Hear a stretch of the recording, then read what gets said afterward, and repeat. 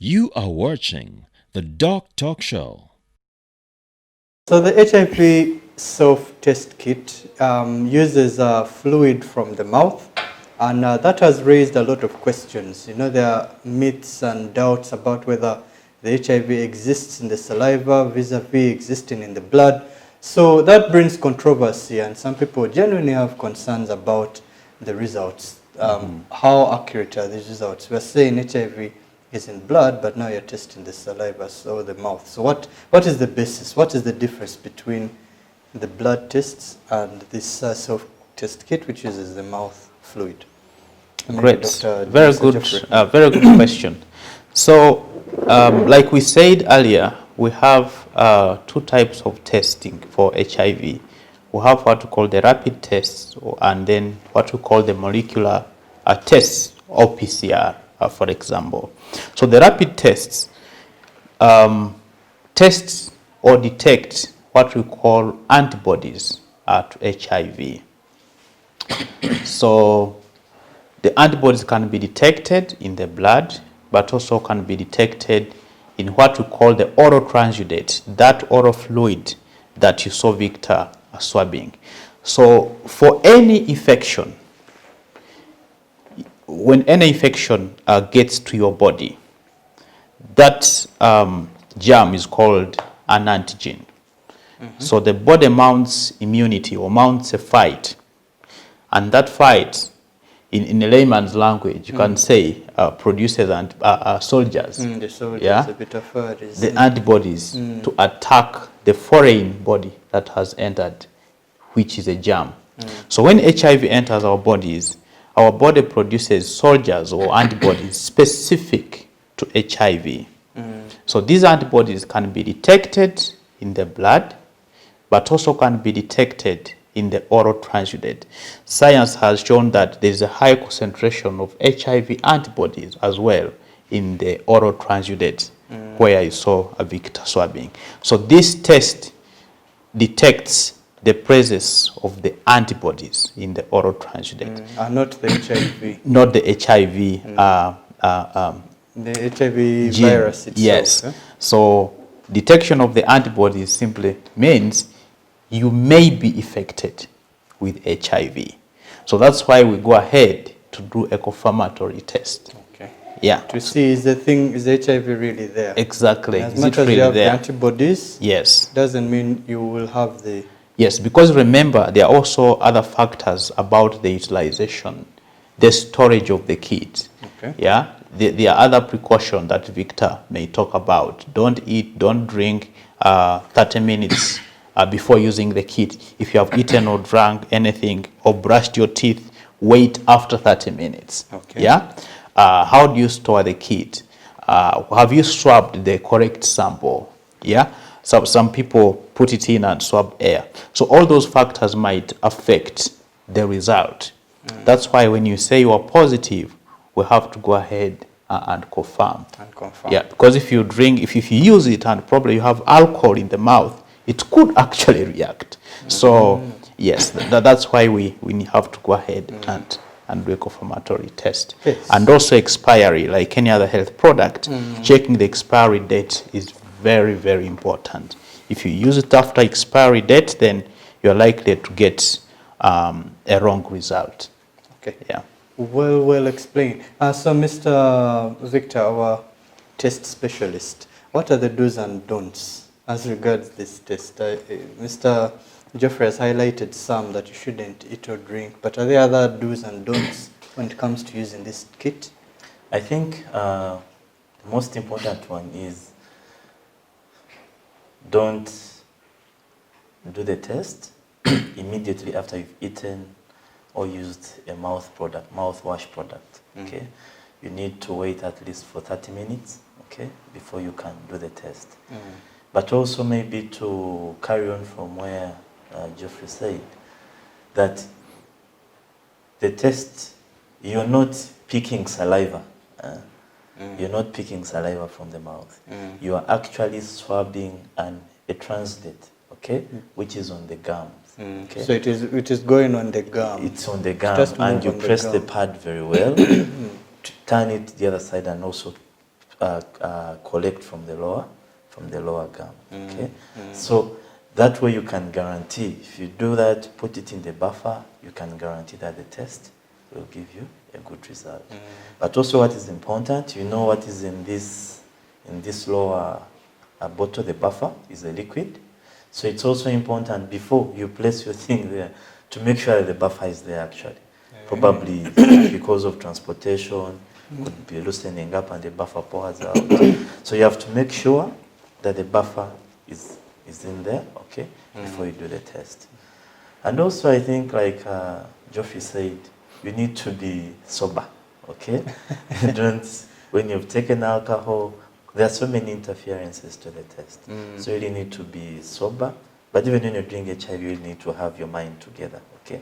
Before you can do an HIV test. Okay, very interesting. Now, finally, as we conclude, the most important question, where can we get these test kits from and how much will they cost? Okay, that is a very interesting question, especially the last one of cost.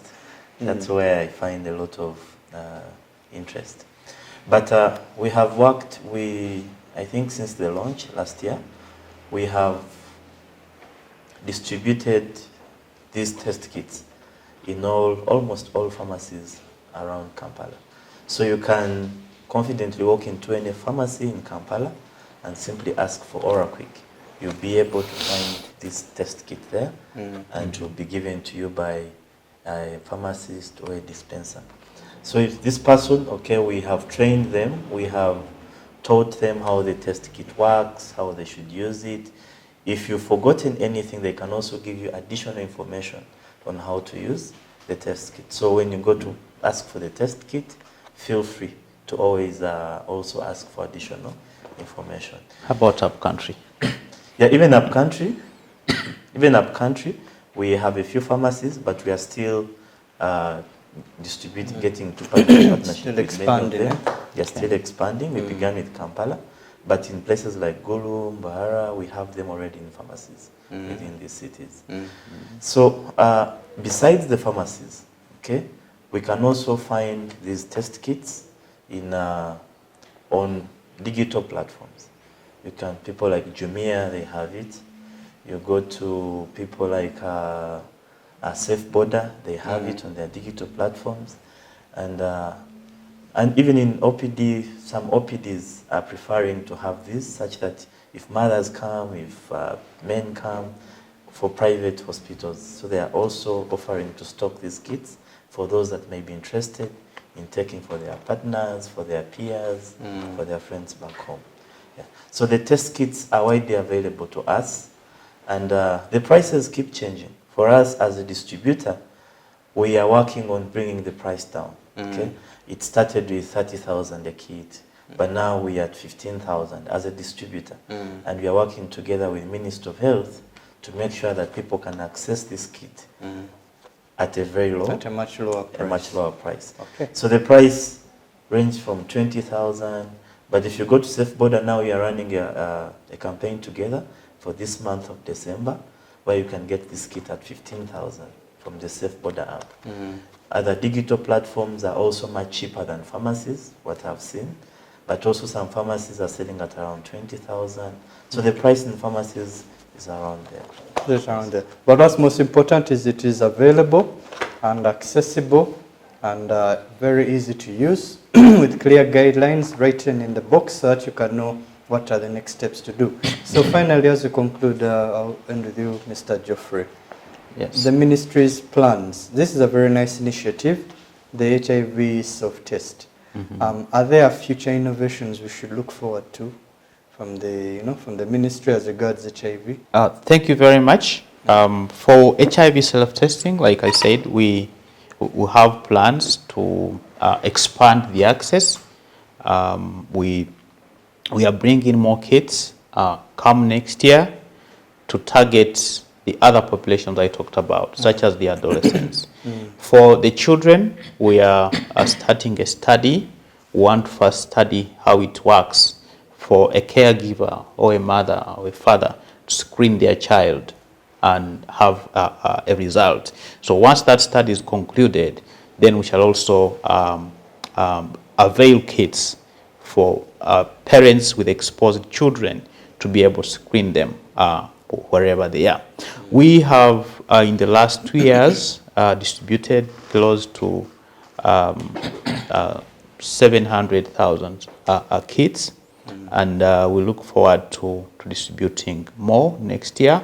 We've been able to identify some HIV positive people, a significant number, because according to our statistics, the positivity among people who use this is actually the same as people who come to test in the health facility. Yeah, so this gives an opportunity of doing the test wherever you are, at your convenience, yeah, without you coming to the health facility. So working with donors and the government of Uganda, we are going to have more kits procured in the next 3 years, and trying to ensure that we reach out to all these people and have every HIV positive person diagnosed. One of the other innovations, you asked about innovations, so is what we call assisted partner notification, where we work with HIV positive individuals as index clients to reach their partners and have them tested. So in that approach, we also issue kits to the HIV positive individual. If they ask for a kit or 2 or 3 to take to their partner or partners, we still offer the kits so that their partners also get an opportunity to know the status, and if positive, we initiate them on treatment. Of course, there are issues that some people are concerned about, like social harm. If somebody uses the kit when they commit suicide, if they use the kit, if your partner uses it and they are positive and probably you are not, yeah, or even if both of you are, it might increase gender-based can there be violence? You know? Yeah, so what we do in as we distribute the kit, we also do some screening. We have screening questions for intimate partner violence or gender-based violence. So for individuals where our screening points to a red flag, you know, towards a violence in this relationship, we do not issue the kit. We instead use other means to have the partner come to the health facility for an HIV test. And from my experience so far, no incidents of social harm. Yeah, like suicide and the rest. Yeah, Excellent. So finally, is there some sort of, what if someone needs more information on the test kit, so what to do? Is there like a number they can call, for more information as regards their test kits? Oh yes, the Ministry of Health has a 24-hour toll-free line that people can call anytime they need information around HIV self-testing. The number is 0800 205 555. 0800 205 555. 0800 Yeah. 205 555. Yes, it's toll free. Toll free. Any network. So if they have any question regarding the kit, so where to access, so how to interpret results, they can call that number and they'll be helped. Exactly. All right. So I want to thank very much our guests today, Mr. Geoffrey Tassi from the Ministry of Health and Mr. Terakola Victor, our diagnostics expert from the Human Diagnostics Uganda, a company that deals with distributing diagnostic equipment. Thank you so much for coming to the show and educating Ugandans on this very, very important tool to help increase the HIV testing in the country, so that we can realize the theme of this year, that is national solidarity and shared responsibility to ending AIDS come 2030. So thank you very much. The DOCTALK Show.